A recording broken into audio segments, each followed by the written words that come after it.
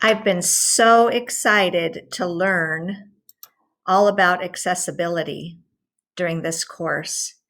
It has really opened my eyes and broadened my thinking about the different obstacles that some of my students may face during their educational learning. In the classroom, it's easy for me. I work with the students one-on-one and easily can tweak things for them and lessons for them to make them accessible for them. What distance learning has brought to light for me is that things are different when we're learning online and with using technology.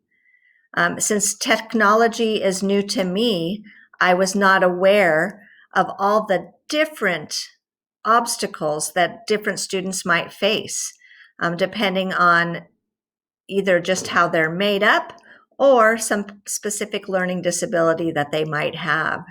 So I need to take into consideration all of these things when creating online lessons and trying to engage my students online to make sure that all students can have access, equal access to the learning. I need to make sure to consider all of the different things that could be an obstacle to them and think ahead and make sure that those obstacles are removed to make the learning equitable for all students. As I learn myself in technology, I will become better able to meet all the needs of my students that I'm working with. As we look forward to the future, which is uncertain this time in education as far as the online component or the in-classroom component, I am excited myself to learn how I can remove these obstacles and make my lessons and learning accessible to all students. I need to consider their vision, their hearing, their mobility, their movement, all of those things, their cognition.